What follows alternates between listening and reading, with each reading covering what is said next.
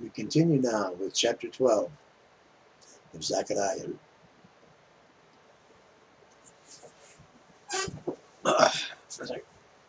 Reposition a little there.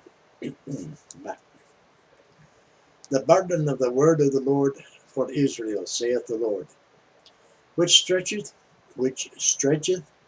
forth the heavens, and layeth the foundation of the earth, and formeth the spirit of man within him. Behold, I will make Jerusalem a cup of trembling unto all the people round about, when they shall be in the siege both against Judah and against Jerusalem. And in that day will I make Jerusalem a burdensome stone for all people. All that burden themselves with it shall be cut in pieces, though all the people of the earth be gathered together against it. In that day, saith the Lord, I will smite every horse with astonishment, and his rider with madness. And I will open mine eyes upon the house of Judah, and will smite every horse of the people with blindness. And the governors of Judah shall say in their heart, the inhabitants of Jerusalem shall be my strength, in the Lord of their hosts, their God. In that day will I make the governors of Judah like an hearth of fire among the wood, and like a torch of fire in a sheaf. And they shall devour all the people round about, on the right hand and on the left. And Jerusalem shall be inhabited again in her own place, even in Jerusalem. The Lord also shall save the tents of Judah first, that the glory of the house of David and the glory of the inhabitants of Jerusalem do not magnify themselves against Judah. In that day shall the Lord defend the inhabitants of Jerusalem. And he that is feeble among them at that day shall be as David, and the house of David shall be as God, as an angel of the Lord before them.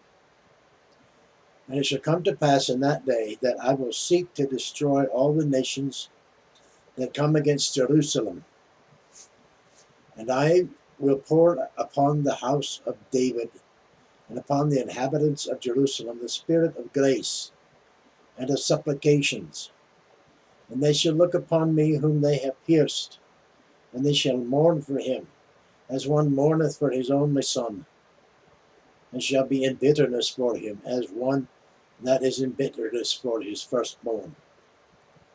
In that day shall there be a great mourning in Jerusalem, as the mourning of Hadaraddimon in the valley of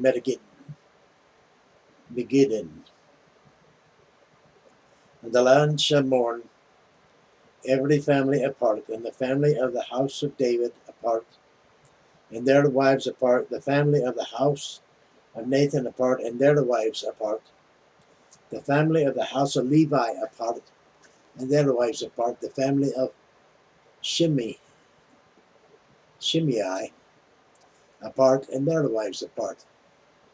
All the families that remain, every family apart, and their wives apart. That concludes Zechariah chapter 12. I have to admit, some of this stuff is obviously traditions or something. The wife apart, the husband's apart. That's going to bear some meditation or some study or something to figure out what the heck they mean. Nevertheless, bless you. I like you, so I love you. Love every one of you in the Lord, as they say. No, truth be, I'm as rotten as anybody, but I need this word as much as anybody. And I figure if I need it, then I'm going to give it to those else that may need it, free of charge. Just read it and let them hear the words and think what you will. Take away from it what you will. Like, share it. Don't like, comment, say something about it. Subscribe, join our little tribe. Be good to one another. Better than hitting each other. Yeah, except for fun.